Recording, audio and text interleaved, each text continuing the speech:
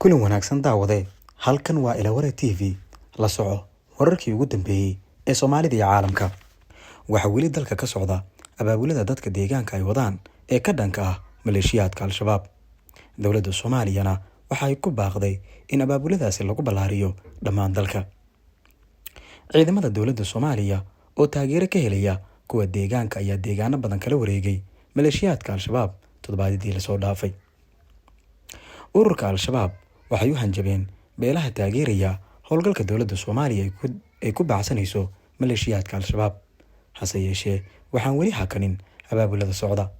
Haddaba howlgaladan iyo waxyaabaha ay ka bedeli karaan xaaladda amni ee waddanka ayaa waxaa VOA-da ay ka wareysatay Generaal Daahir Aadan Cilmi Indhaqarsho, taliyihii hore ee ciidamada xoogga dalka Soomaaliya.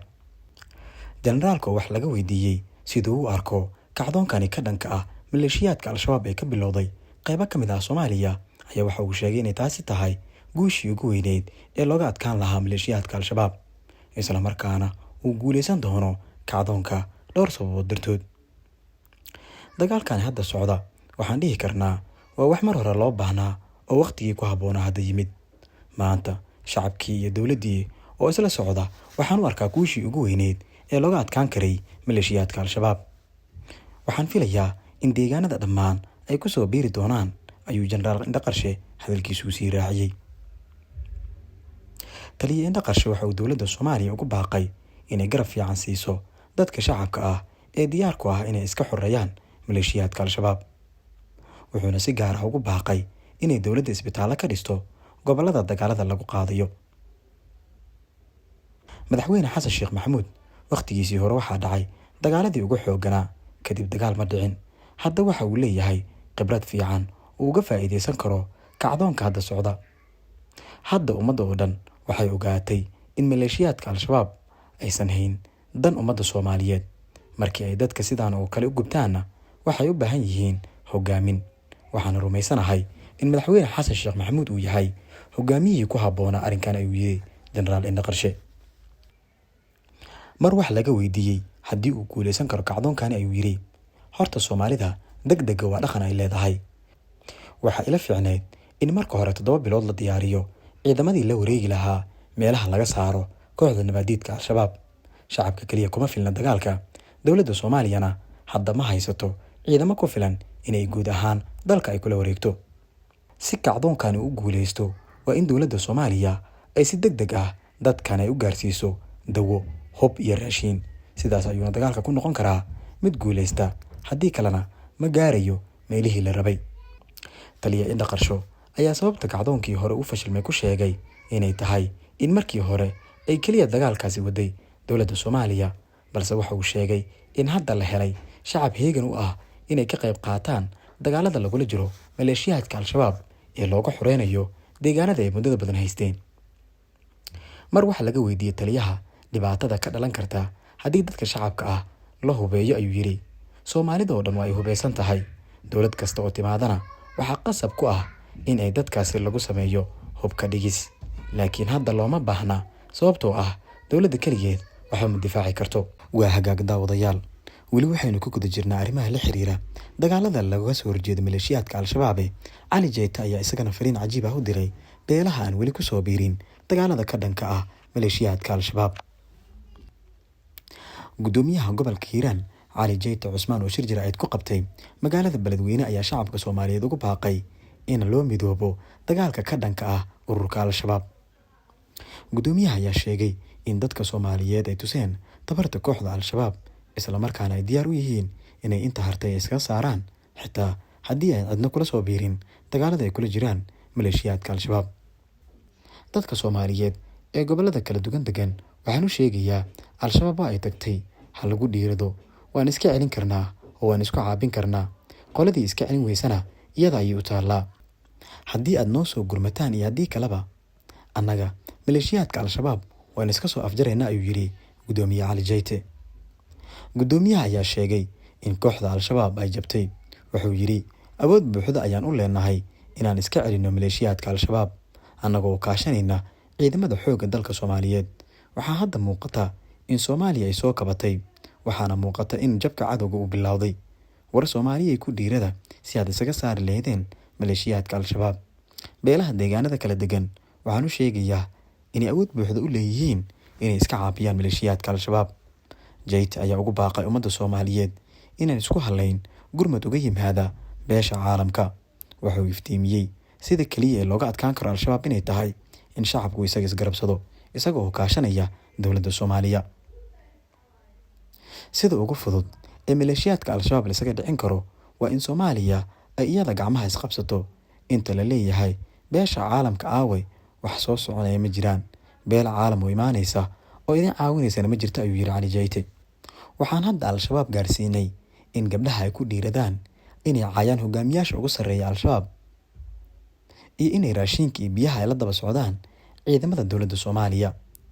haddii odayaasha iyo dhalinyarada ay go'aan ku gaareen inay shabaab iska dhiciyaan, shabaab ma dhex joogi karo, ayuu hadalkiisa kusoo gabagabeeyey.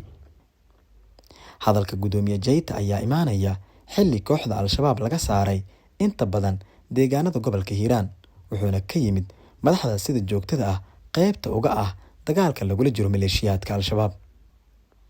hase yeeshee waxaa jira beele iyo deegaano weli ka cagajiidaya inay ku biiraan dagaalka, taasi oo fududeyn lahayd in kooxda looga adkaado sida ugu degdegta badan.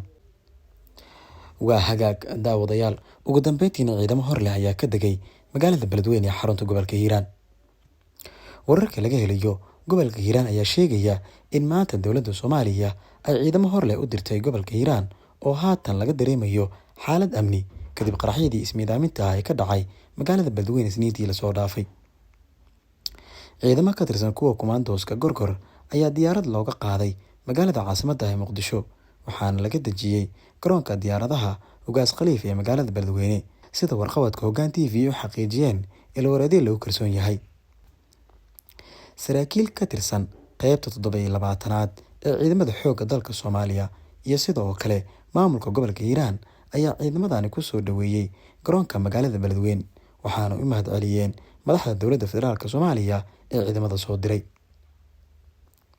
wararka ayaa sheegaya in ciidamadan oo aad u hubeysan loogu talagalay inay ka qayb qaataan howlgallada dib u xareynta ee ka socda gobolka Hiiraan, waxayna xoojin doonaan ciidamada xoogga dalka iyo kuwa deegaanka ee macawisleyda loo yaqaano ee ka howlgala halkaasi. sidoo kale wararka ayaa intaasi ku sii daraya in laga yaabo in ciidamo kale lagu kordhin doono Beledweyne si duulaan loogu qaado deegaanadii al-shabaab weli kaga harsan tahay. dhaqaaqyadan ayaa ku soo aadaya maalin uun kadib markii 3 qarax oo ismiidaamin ahaa ay shabaabka ka fuliyeen xerada Lamagalaay, kuwaasi oo sababay dhimasho iyo dhaawac. si kastaba Hiiraan ayaa xudun u noqotay kacdoonka ka dhanka ah maleeshiyaadka al-shabaab, kaasi oo deegaano hor leh looga qabsaday kooxda isla markaana lagu gaarsiiyey khasaaro xoogan. maleeshiyaadka al-shabaab kuwooda ku sugan gobolada Hiiraan ayaa waxaa la filayaa inay isaga huleelaan halkaas maadaama dagaalku ugu xoogeysanayo. maalmihii u dambeeyey kacdoon xoogan oo looga soo horjeedo maleeshiyaadka al-shabaab ayaa ka soconayay deegaanada gobolka Hiiraan, waxaana al-shabaab ay u muuqataa inay ku awood darnaatay dagaalada ay kula jirto macawisleyda iyo dowladda Soomaaliya ee dagaalka xoogan kala soo horjeeda. tallaabadii ugu horreysay ee awoodda leh ee qaado maleeshiyaadka al-shabaab ayaa noqotay inay fuliyaan 3 qarax oo khasaare kala duwan ay ka soo gaartay dad shacab ah oo ku sugnaa xerada Lamagalaay oo ay weerareen maleeshiyaadka al-shabaab. ciidamada dowladda Soomaaliya ayaa marba markii ka dambeysay waxaa la geenayaa magaalada Beledweyne ee xarunta gobolka Hiiraan si ay qayb uga noqdaan dagaalada ka dhanka maleeshiyaadka al-shabaab ee looga safeynayo deegaanada gobolka Hiiraan. dadka reer Hiiraan ayaa markan waxay aqbaleen inay habboon tahay in la iska dhiciyo maleeshiyaadka al-shabaab, isla markaana ay muhiim tahay in laga saaro deegaanada ay ku harsan yihiin. waxaa la sugayaa deegaanada kale ee dalka inay iyaguna qayb ka noqdaan la dagaalanka lagu jiro maleeshiyaadka al-shabaab, waxaana hadda jirta in isballaarin baan ay ku jiraan qaybo ka mid ah deegaanada dalka dadka ku nool. bal dhinaca kale haddii aynu eegnana ilawareed ayaa heshay cod ka mid ah odayaal 3 ah oo kooxda al-shabaab ay usoo wakiilatay inay erga uga noqdaan suurtagalnimada inay wada hadallo la yeeshaan dowladda Soomaaliya iyo dhaqanka beelaha Hawiye. codkan waxaa loo soo diray saraakiisha abaabulka ciidan ka wada degmada Cadalle ee dhaca gobolka Shabeellaha Dhexe, wuxuuna odagu soo duubay uu sheegay inay joogaan meel aan ka fogeyn Cadalle. odayaasha culimada la shaqeeya ayaan ka mid ahay, erga ayaana maanta ka ahay al-shabaab. Sababtaan ergadan usoo qaadana waa in kan lagu soo duulay iyo kan xamar ka soo duulayba ay ehel yihiin, ayuu yidhi odaygan oo maleeshiyaadka al-shabaab ay soo wakiisheen. Haddii loo ogolaado waanwaantan, waxa uu sheegay in degmada Cadal uu ku tegi karo 3 saacadood oo keliya isaga oo lugeynaya, maadaama uu joogo deegaan aad ugu dhow Cadal si wada hadalladu ay u bilowdaan. Waxaan nahay 3 nin oo la soo wakiishay inaan wada hadal furno ayaanu rabnaa. Waxaanu helnay magacyada iyo taleefanada ragga hogaaminaya ciidanka xamar ka soo duulay. Marka fariin ayaan idinkaga wadnaa al-shabaab, ayuu yidhi odaygan codkiisa soo diray.